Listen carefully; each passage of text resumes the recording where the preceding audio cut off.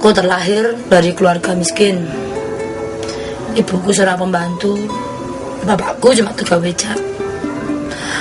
Dari usia aku dari 5 tahun sampai usia 13 tahun, gak pernah aku namakan dapat kesenangan, makan enak, apalagi duit lebih. Ibuku di mata keluargaku mempunyai power yang paling galak banget. Sampai-sampai bapakku dipukul, diajar, apalagi aku sebagai anaknya.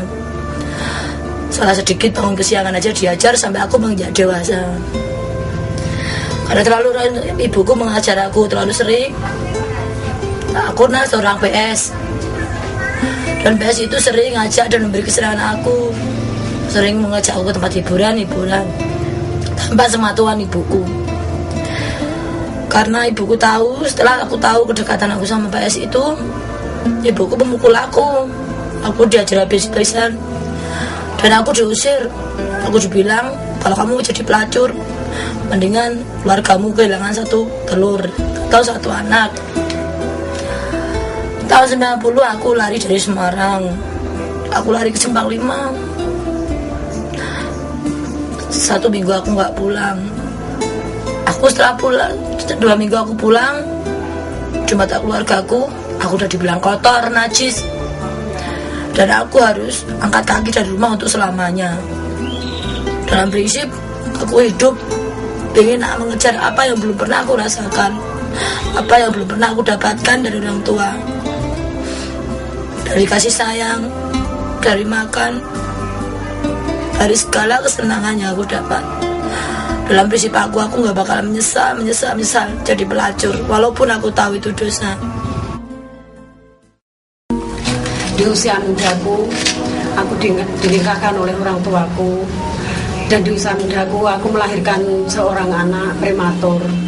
Pada usia aku umur 14 tahun, aku punya anak 2. Yang anakku nomor 1 usia 16 bulan, aku sudah melahirin anak lagi.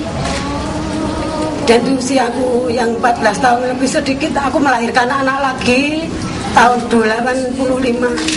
Dan setelah itu aku punya anak 3 di tahun 85. Kehidupanku selalu mendapat kekerasan dari suamiku.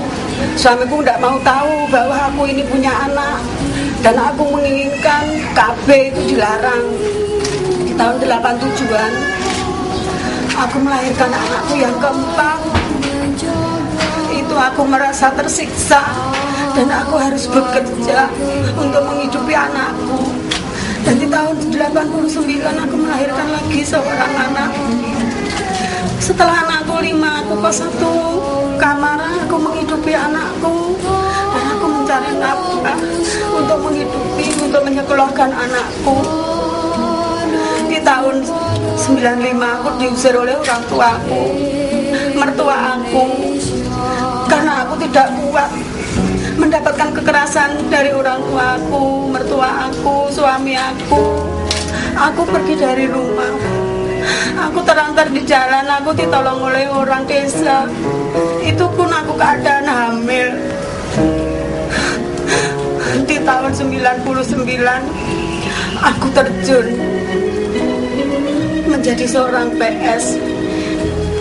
Tapi aku sebagai seorang ibu, aku tidak boleh putus asa, dan aku harus berjuang demi anakku, agar anakku tidak seperti saya kehidupannya. Ika sayang nggak sama mama? Sayang.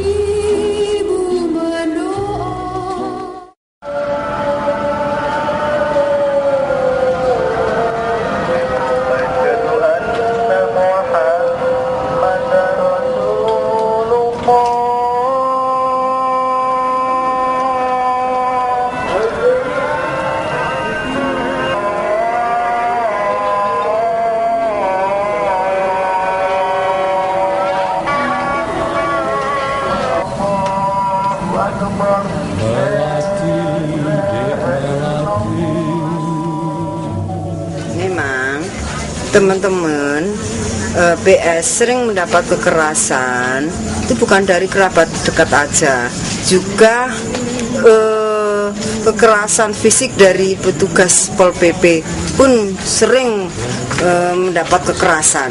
Seperti halnya saya eret-eretan gitu, sehingga saya sampai jatuh dan kaki saya pun sakit.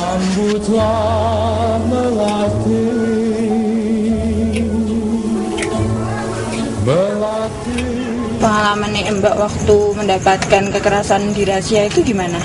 Iya, pertama kan aku digeret-geret, terus digeret-geret toh, sampai aku tiba preset terakhir itu, terus bangun pasan, terus satu malam tidur sana, satu malam kan kasih makan, kasih apa, terus pagi sidang, terus dari jam berapa, jam berapa, jam 11 awan itu sampai jam 2. Adalah aku geret-geret tekan itu mobilnya tuh jelas-jelas kami banter. So, aku digeret banter sih, mungkin tipe lah kayak aku tipe tuh mbak, ini yang balik digeret mana di kasar loh. Waktu itu kan aku lagi lagi maam gorengan kan, terus tiba-tiba didobrak kan kamarnya kan, didobrak tuh, terus sama polisi ini, itu nggak Pol PP, polisi sama polisi itu mau dibawa, aku nggak mau, wong ini di kampung toh, ini di kos toh, bukan di lokalisasi toh, ya gitu, tetepnya maksa tetep udah tak kasih apa KTP ku tak kasih kalau aku tuh warga sini itu loh, gitu, tetepnya nanti jelaskan di kantor gitu kan. Nah, wes aku ikut kantor tuh, terus sampai kantor tuh aku bilang sama siapa ya, satu pak polisi tuh, aku lupa namanya, bilang, Pak ini gimana, wong saya tuh di kos kok saya ditangkap, saya tuh melanggar apa, salah saya tuh apa gitu. Wong saya kan, saya tidak judi, saya tidak narkoba, saya tidak melanggar hukum, kok saya ditangkap gitu kan. Terus bapaknya tuh bilang, orang sini itu udah tahu wajah-wajah kamu tuh.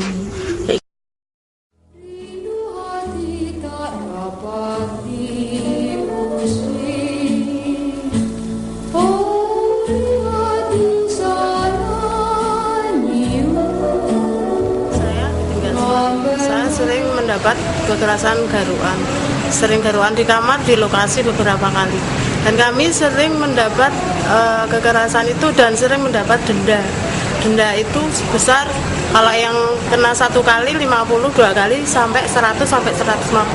Seandainya kita nggak bisa bayar denda, kita harus menjalani kurungan 1 minggu atau 2 minggu atau sebulan pun bisa. Dan kami sangat sakit sekali diberlakukan seperti ini.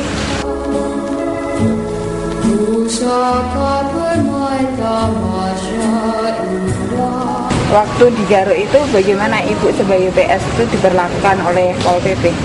Ya diseret, diunggah ke sampai jatuh juga pernah. Saya minum, nggak dikasih makan, itu semalaman di tempat kantor polisi. Jadi di kantor polisi dibiarkan dikurung? Biarkan aja, ditaruh di tempat teras biasa itu. Tanpa alas, Bu? Tanpa alas. Seadanya perda ini, perda emang nggak bisa dihapus, nggak bisa dilawan ya kan perda. Tapi saya nggak etisnya, mbak dikasih jalan, mbak dikasih apa solusinya, nggak digaruk langsung diculke, didenda, kerja lagi kayak gitu. Apalagi saya sebagai mungkin ya pendamping PSK, mungkin bukan saya tuh melindungi enggak. Tapi karena dia tuh PSK, jika dia tuh orang susah, ujang-ujung tuh mau modalnya, pakaian bagus itu modalnya. Bagaimana caranya cari pakaian bagus dan uang banyak untuk ujang-ujung? Sebenarnya hatinya itu pahit, susah gitu. Kita sebagai PSK pengennya kalau ada rahasia harus ada solusinya juga. Dia udah mau bersihin kita, harusnya kasih kerjaan deh. Dia kasih lapangan kerja, nggak asal garuk terus dana itu kemana kita nggak tahu. Kalau emang dia bersihin kita, dia harus siap ngasih lapangan kita kerja. Nah, orang suruh kerja kayak jadi PSK, siapa yang mau? Yang saya ketahui Pol PP dan lain sebagainya itu dia melaksanakan rahasia itu. Wah, kalau kita rasakan ya kalau boleh, kalau saya rasakan ya pokoknya kejam gitu aja, seperti nggak manusiawi.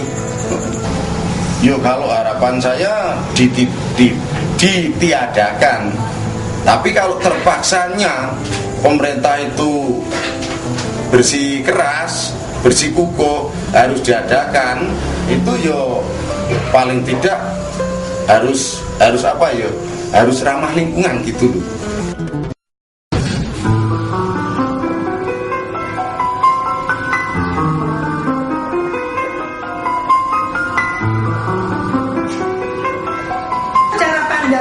Cara pandang yang kalau tadi ada pertanyaan kenapa ya mbak-mbaknya saja yang lebih banyak dijadikan objek untuk pemerasan. Yang pertama, konstruksi gender nggak bisa dipisahkan dalam hal ini. Tetap saja perempuan itu jadi objek, syukur-syukur jadi objek seksualitasnya, syukur-syukur kalau dengan rahasia jadi objek pemerasannya gitu. Nah kalau sudah urusan moral kemudian dikuantitaskan atau dikuantifikasi dengan hukum, ya menurut saya jadi sangat diskriminatif karena pembuat kebijakannya sendiri juga masih sangat patriarkat. Ya, jadi kalau saya ditanya solusinya apa ya? Ya harus merubah cara pandang. Selama mereka menganggap bahwa mbak-mbak ini adalah penyebab dari segala persoalan ini, sampai kapanpun akan salah. Tidak melihat bahwa mbak-mbak ini sebenarnya korban yang sedang berusaha survive dengan cara-cara yang memang sebetulnya belum bisa dimengerti. Nah kalau ditanya mbak-mbak juga pasti tidak mau memilih itu, aku yakin.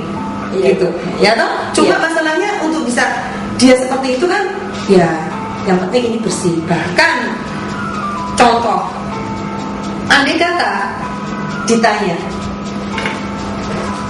ini ada di masyarakat, kenapa harus pakai rahasia? Mbak-mbak itu kalau ditanya, nggak apa-apa kok kita dikumpulin di satu tempat bareng-bareng, tapi jangan dong jadi sapi perahan. Sudah dilokalisasi, pungutannya banyak, semakin tereksploitasi, gitu ya. Sudah di situ terstigma. Oke, mungkin di lokalisasi mungkin tidak banyak diopiak-opiak, tidak banyak dirazia. Tetapi bagaimana kehidupan di lokalisasi? Ya seperti itu. Nah yang lain di lokalisasi nggak bisa menerima si pemerintah ini, di jalan menentukan dengan razia. Terus mbak-mbak suruh di mana gitu loh.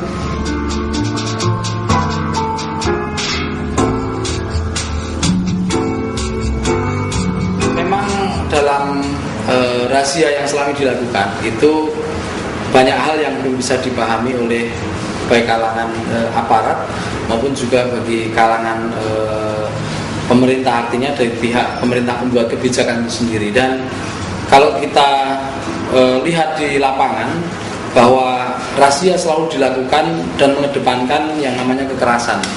Itu terjadi kenapa? Jadi kekerasan itu terjadi itu karena ketidakpahaman mereka terhadap mekanisme, terhadap aturan main. Katakanlah begini, razia selalu mendasarkan pada perda. Padahal kalau kita lihat di KUHP, kami selaku praktisi hukum, di dalam KUHP sendiri itu sudah mengatur yang namanya perbuatan cabul dan lain-lain.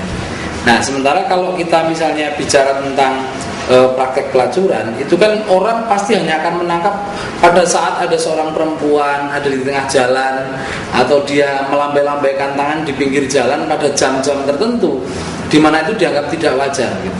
Nah ini kan satu ukuran-ukuran yang subjektif. Nah artinya apa yang dilakukan oleh aparat, menyeret-nyeret, menendang-nendang, bahkan ya mungkin kadang ada yang agak jahil mungkin ya, sambil menaikkan ke truk, pegang pantat dan lain-lain. Saya kira itu sebenarnya justru timbul sebuah problem tersendiri sebenarnya. Artinya tidak bisa dipungkiri bahwa penegakan perda yang sudah ada itu jelas melanggar HAM.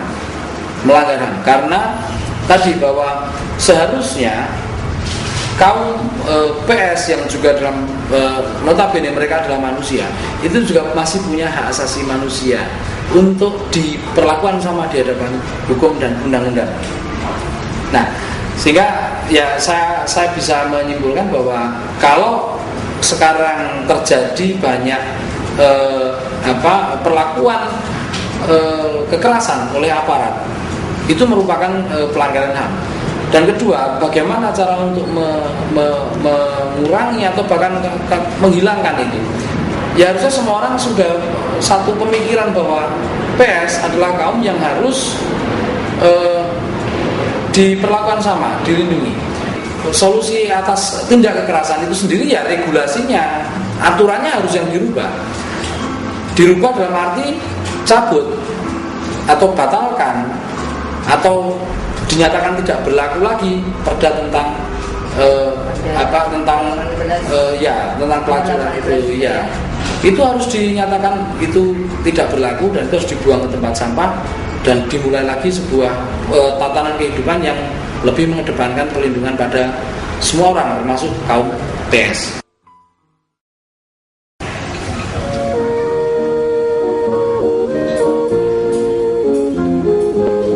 Kami bersama teman-teman aku, teman-teman PS lainnya itu sering mengadakan diskusi, forum-forum kayak gitu. Di situ kita itu sering membahas tentang rahasia garuan. Kita juga pernah mengadakan demo seperti riset aksi gitu loh. Jadi intinya kita ingin mencari celah trik supaya rahasia itu bisa dihapuskan dari kehidupan dunia malam.